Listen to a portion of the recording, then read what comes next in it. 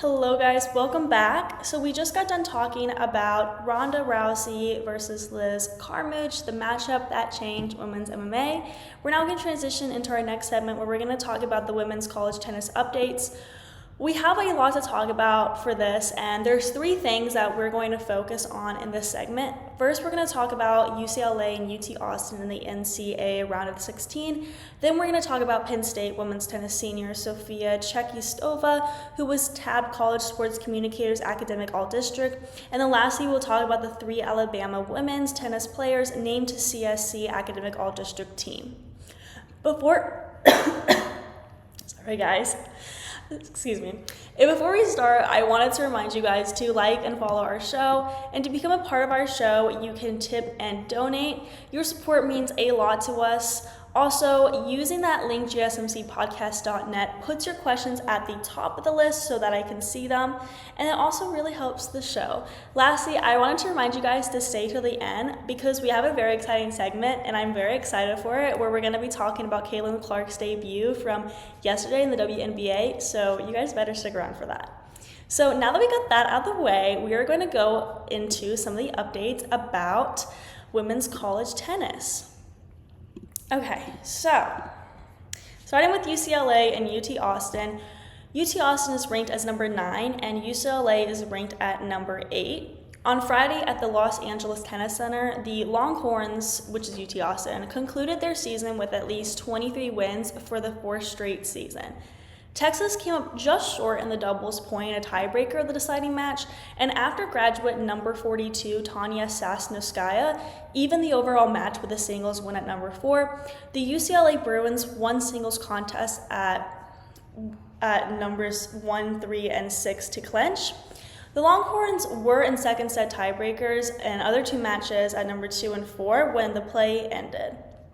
After UCLA took the doubles point, Sasnouskaya claimed a 7-5, 6-2 win over Elise Waggle, and Waggle broke first for a 2-1 lead that she consolidated to 3-1, but Sasnouskaya responded with a 3-0 run of her own to lead 4-3. Waggle reclaimed it with her next 2 games for 5-4, but Sasnouskaya put together another 6-0 run to take the first set and establish a 3-0 lead in the second. The next 2 games stayed on serve until Sasnouskaya broke again for 5-1 on the way to the 6-2 win, evening the overall score at 1-1. And then, as this competition is very, very close, moments later, the Bruins went back up with a win at number 1, where junior number 30 Sabina Zainolava was drowned by number 32 Tyan Fangran 6-2 and 6-4.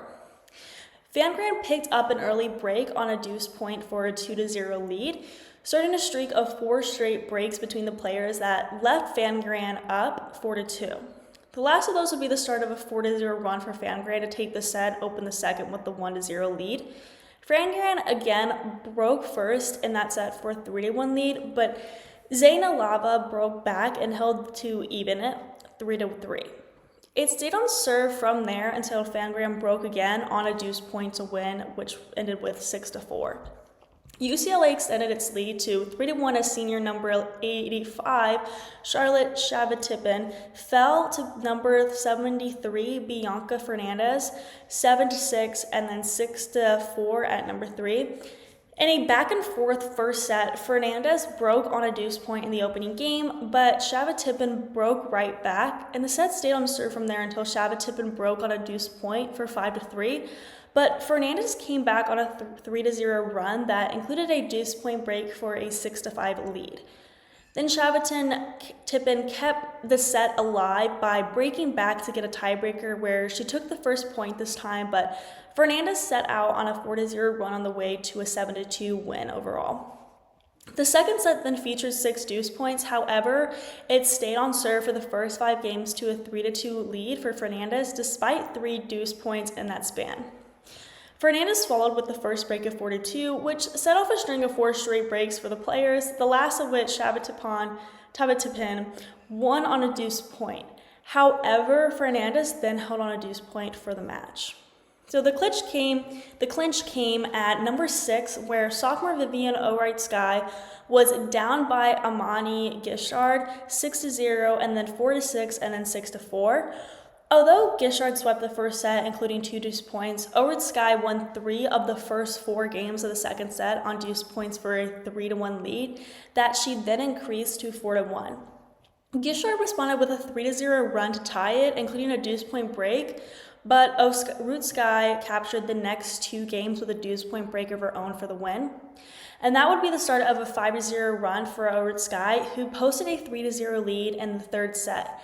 The next 3 games then stayed on serve, despite Gishard facing a deuce point while down 4-1, but she managed to hold a stay within 4-2 and began a 5-0 run to the finish, during which she held twice more on deuce points. In the remaining 2 single matches, senior number 20 Malika Rapula had forced a second set tiebreaker in her match at number 2, but was trailing number 27 Kimmy Hans by a set, which was 3-6, then 6-6. Hans broke in the opening game, which would be the only break until she did so again for 5-2. Rapula broke back for 5-3, but so did Hans for the set. In the second, the first 5 games were all breaks until Rapula held for 4-2 and broke again for 5-2. However, Hans went on a 4-0 run for a 6-5 lead until Rapula held for a tiebreaker. There, Rapula had just broken a 3-3 tie with a 3-0 run for a set point when play stopped.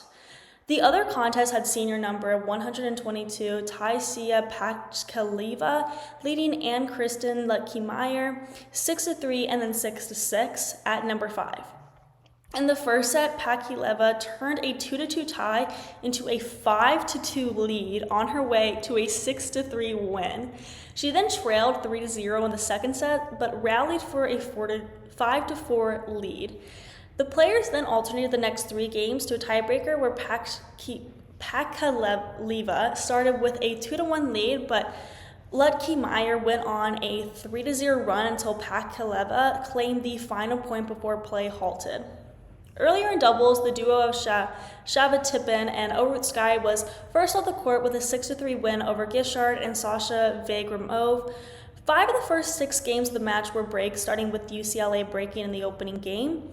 However, Texas broke right back before holding on a deuce point and breaking again for a 3-1 lead, which they extended to 4-2 after 2 more breaks. The UT Austin Longhorns snapped the string of breaks with a hold of 5-2 actually, sorry, I believe that's 5-2.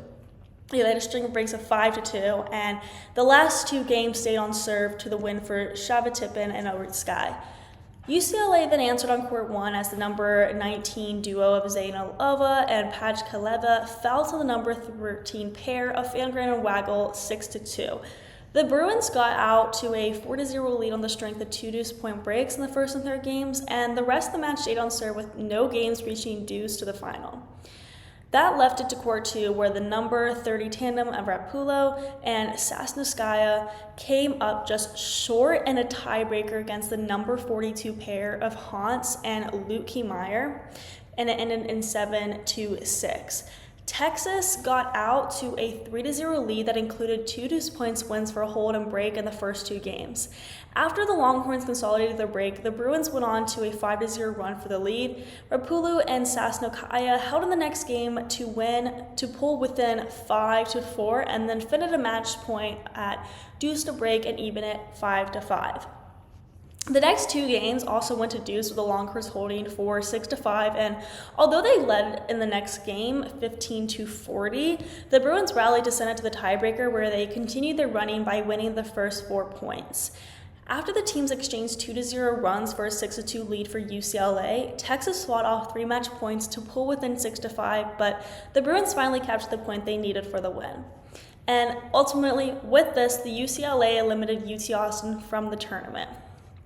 So it did not go well for UT Austin in the end, even though it did seem like they did do really good throughout the entire meet, but tennis is one of those sports that can go very much back and forth the entire time. You really never know who's going to win sometimes. So now we're going to talk about Penn State women's tennis senior Sofiya Chekhlystova tapped College Sports Communicators Academic All-District on Tuesday. Chekhlystova adds to her career academic honors, which include 3 academic All-Big Ten selections, 2 Big Ten Distinguished Scholar accolades, and 2023 and 2024 academic All-District as an accounting major. In late April, Chekhlystova was recognized as All-Big Ten for the 3rd time in her career. Chekhlystova is an Estonian native. I just jumbled all my words. I'm so sorry. Estonian native, and finished her senior season with 16 single wins, including an 11-6 mark in dual matches. She was 7-4 against Big Ten opponents while playing the majority of her matches at number 1. She also collected 10 double wins, including 7 in dual matches, while playing with 4 different partners and 2 wins in Big Ten matches. 9 of her 11 singles wins this spring came in straight sets. Chekhlystova owns 57 career single wins, including 46 in dual matches and 3 wins over ranked opponents, while going 36-16 at number 1, which is insane. She has also tallied 37 double wins, including 30 in dual matches and 13 at the top doubles position. During the 2022 to 2023 season, she recorded 22 single wins, playing exclusively at number 1 and 14 doubles wins. She ranked as high as number 42 in the ITA singles poll and finished the season ranked number 66. During her 2021 to 2022 season, Chekhlystova secured 18 singles wins and 14 doubles wins, playing all singles matched at number 1. And then lastly, as a freshman in 2020 to 2021, she recorded 8 single wins and 7 double victories, so even as a freshman, she was very impressive. She ended her senior season ranked number 60 in the 66. She ranked number 66 in her senior season in the ITA single polls, and she was ranked as high as 42nd in the ITA singles polls. After receiving this award, she has advanced to voting for Academic All-America honors. To achieve CSC Academic All-District and Academic All-American status, a student athlete must be at least a sophomore academically and athletically, and an undergraduate student athlete must have at least a 3.5 cumulative grade point average on a 4.0 GPA scale. Chekhlystova being named the CSC Academic All-District indicates a significant recognition of her dual excellence both as an athlete and a scholar. This honor acknowledges Chekhlystova's achievements in tennis and her academic dedication and intelligence, enhancing her reputation and possibly opening up further opportunities for scholarships and recognition in academic and athletic communities. Lastly, in college tennis, we're going to talk about the 3 members of the Alabama women's tennis program being named to the College Sports Communicators Academic All-District team on Tuesday. So to be nominated for this award, a student athlete must also have a 3.5 cumulative GPA. It must be at least a sophomore academically and athletically, so it's pretty much the same thing as the other award we just talked about. The women tennis players that won the award are Clara Milishevich, Anne-Marie Heiser, and Alla Pietak. Clara Milishevich is a sophomore with a 3.59 GPA and is pursuing a bachelor's in finance and economics. She has collected the team's 3rd most single wins at 13 wins. She made 9 appearances in the number 5 spot in the lineup for Alabama and earned an 8-2 record in the number 6 slot for the Crimson Tide. Milishevich and doubles partners Pietak played at the number 3 spot in the lineup and have recorded 9 victories. Then we have Anne-Marie Heiser, who is a senior and has maintained a 3.82 GPA while pursuing a bachelor's in communication studies and a minor in sports management. She was named to the 2024 All-Southeastern Conference second team and secured 13 singles victories for Alabama, including a pair of wins over ranked opponents. She competed at the number 3 spot and collected a 9-4 record while earning a win in both the number 4 and number 5 spot in the lineup. Heiser and doubles partner Ludmila Benchik have remained in the ITA doubles ranking since March of 2023. The doubles duos earned their highest ranking at number 7 on March 19th, marking the first Alabama doubles team to be ranked in the top 10 since 2015. The duo have served at the number 1 spot in the doubles lineup for all but 2 matches this season and collected 15 victories overall. Lastly, Ola Pitek is a graduate student with a GPA of 3.95, which is really impressive. She's earning a master's in management with a concentration in global business and marketing with a focus in digital and social media and professional sales. She's collected the team's second highest singles victories at 14 wins, which includes a 7-2 record during SEC play. She played at the number 4 spot in the lineup for Alabama while holding a 5-1 record at the number 3 spot. These awards and honors ultimately are crucial and should be recognized. It's inspiring to be a collegiate athlete in itself with all of these high rate stats, but also to have this intelligence and academic status is very admirable as well, and I wanted to make sure that we bring attention to that in women's college tennis. So we're now going to talk about Jordan Larson, how she's aiming for back-to-back Olympic gold medals.